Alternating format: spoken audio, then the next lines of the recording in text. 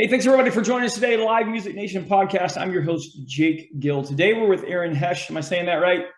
Yep. All right, with Star Events. Erin, thanks for joining us. Thank you for having me. Erin, give us a little background on you. Where did you grow up, and talk about your career up until now with Star Events. Sure. I grew up in Miami, Florida, and then as an adult, I found myself in the wonderful city of Chicago. I worked a little Wait, how bit does that happen? How do you go from warm Miami, Florida to Chicago? painfully. I came here for school. I went to Northwestern University up in Evanston, Yep. and then there's so many vibrant events here that knowing I wanted to go into events, I just kind of stuck around. Been here ever Okay, since. good. So you went to college knowing that events were what you wanted to do. Absolutely, since I was 10 years old. What started that at 10 years old for you? So it's actually a funny story. I saw a commercial for a Coca-Cola, like it was a Coke ad, and I was 10, so I was confused and I thought the marketing was events. And I told my mom I want to be an event planner, and she just said, okay, because I was 10. And then as I actually pursued it, telling people I wanted to do events, I realized, fortunately, that I really did like events and not marketing. And then I kind of just stuck with it. What was the Coca-Cola commercial? It was a bright red screen, the Coca-Cola red, and then a bunch of bubbles popped up on the screen and they flew up. And then in white letters in the center of the screen, it said, every time you open a Coca-Cola, 6,524 bubbles are born. Then it went red again. And then it said, happy birthday, Bubbles. So you just wanted to create that experience for people.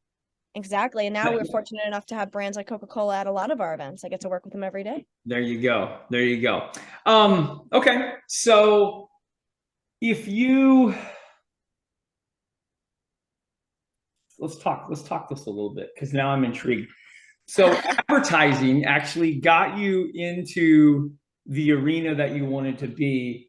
How excited are you to now see what we considered traditional advertising is now not the mainstay? How excited are you to see streaming and TikTok and those avenues becoming the primary investment for so many large corporations?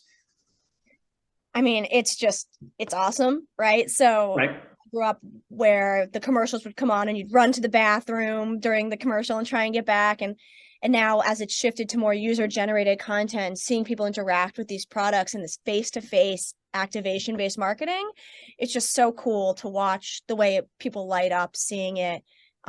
It feels very well-rounded, honestly, and it was kind of a happy accident. Great. So how do you see that implementing? Well, first of all, let's talk about some of your upcoming events, especially the ones this spring, as we go through there, and then we're going to talk about how you're going to implement this. So describe some of your events that you have coming up. What do they look like? What do they feel like?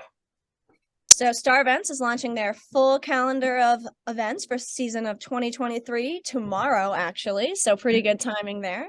Our first big event of the summer is Chicago's Mayfest, a huge event in Lincoln Park. We take over Armitage, the first event ever to do so. Got live music, beer, booze, all the best food in Chicago, local businesses, all kinds of merchants and shopping. It's just kind of a giant party. And that opens up the summer season. We have some of the best festivals of the year coming back: Andersonville Midsummer Fest, Retro on Roscoe, of course, the Taste of Randolph Street, Riot Fest, the Chicago staples that really make Chicago feel like home. They're all kind of coming out tomorrow. Okay. I don't want to give too much away today. Right. So are most of these music centered, or are most of them theme centered, like wine or beer or things like that? Yeah. A lot of them are music centered. The live music is kind of the heartbeat of the city here in Mhm. Chicago. Taste of Randolph Street has regional and national acts. Most of the other festivals have local cover bands, local music, trying to feature a lot of minority artists, artists of color, and really diversify the music scene in Chicago. Taste of Randolph Street also highlights 15 to 20 of the best restaurants in the West Loop. So there's a lot of food aspects there. I mean, my favorite part of a festival is always getting that like foot long hot dog and trying to get that whole half of it in your mouth and you can't even hold it. It's kind of what I picture when I think of festivals. Oh my gosh. All right. So what are the challenges And most of yours are Metro Chicago events. Is that correct? Yes, we're mostly in Chicago. We do one festival in Naperville, a couple out in Lamont, which, if you don't know, it's about an hour outside of Okay. Chicago. There's a super cool like adventure park out there with a zip Yep. line and rock wall. It's very, very cool. They do a lot of events. What are some of the challenges that you as a director have? What kind of staff do you work with?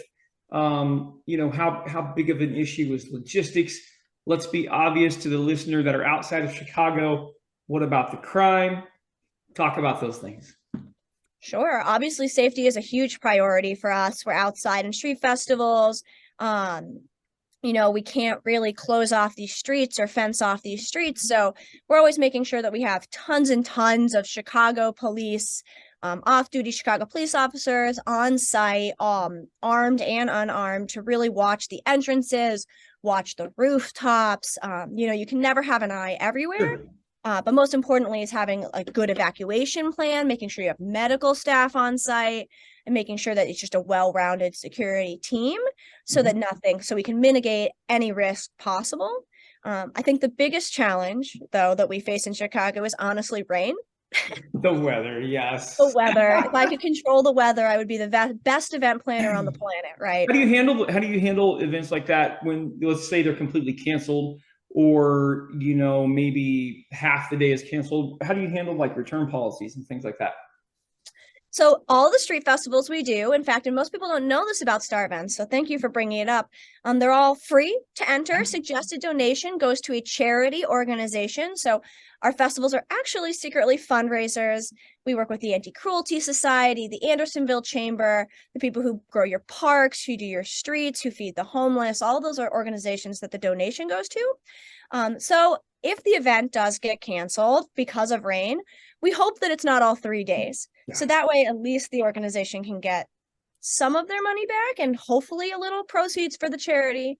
But if it rains, we kind of cry, right? Like we're just Right, sad right. if it's raining. We go and hide under a tent and hope the sun comes out, which normally it does eventually. You can always Sure. find a little sun. Sure. No, that makes sense. For you, Erin, what is the reward in this? Like, when are those moments that it just kind of hits you in the heart and you're like, okay, all the hard work that we just poured in? Because I'm sure that when one event ends, you're already working for the next year's event. And it's nonstop, just the things that you have to compile and think about. So when are those moments where you get to take that breath and you're like, whew, yeah, this is worth it. This is why I wanted to do this since I was 10 years old. Absolutely. I last year I had a moment like that. We was at the Taste of Randolph Street in the West Loop, and Cautious Clay was performing on stage. He was absolutely incredible. And I was backstage looking out, and there was probably, I don't know, a few thousand people in the crowd, stretching all the way back, and everyone with their arm around each other. And he just gave a beautiful announcement about the West Loop Community Organization that the event goes for. And how incredible it was to be back together after a pandemic that showed us just how important it was Yeah. for us all to be together again, and just seeing everyone touching close, hopefully being safe about it, but absolutely just enjoying being in each other's company. I was like, this is why I do this. It was Yeah, no, absolutely awesome. that is why live is live, and it always will be. Let me talk to you about this. You seem pretty progressive in your thoughts and your analysis. What are your thoughts on AI in the future of Web3 and the virtual reality and the festivals?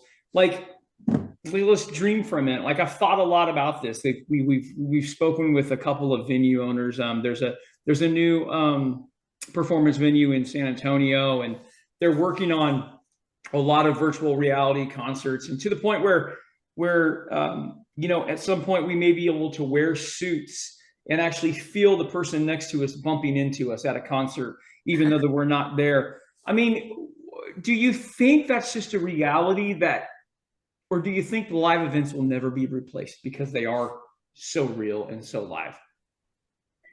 I think virtual reality is so cool, right? This idea that people who are maybe homebound or wheelchair bound can feel things that they haven't felt in a long time. I think it's absolutely incredible. I think that it could come a long way, right? My friends have masks where I can be rock climbing and actually Right. feel the rocks under me and look down and be like, oh my God, I'm 10,000 feet in the air. But I do think live events will never be replaced, right? You can't feel the splash of your beer as you clink it with the person next to you. I mean, and maybe eventually you can, especially you say the bumping into someone. I was like, oh, maybe they'll have shoes where I can feel someone Right. stepping on my foot. Yeah. But just the atmosphere and the breath and the smells and all that stuff, I just think hopefully it can be replaced for the people that need it and that it'll be helpful for. But I'll always be front row at that concert. And I think a lot of people will feel the same. Yeah, I think we're all banking on that too and hoping that that's where it is. How do people find out more about your events throughout the year, Erin? Absolutely. Great question. Starevents.com, STAREVENTS.com. Our calendar will launch right on there on the homepage, and all of our events throughout the year, whether you're a vendor who wants to participate, an attendee, a musician. We love to support local, so I highly encourage you to come onto our website, check out all those updates, check out the photos, and then there's really, really cool like meatball eating contest. Everything you could want is kind of on there. You can also follow us on Instagram, and we're on Facebook as well. Very good. Very good. Guys, make sure anytime you're going through Chicago to check her event page and check out the many, many events that Star Events has. Erin, thanks for joining us. I appreciate it greatly. Thank you. It was so fun to be here. I really appreciate it. Well, baby, I'm on it with a bottle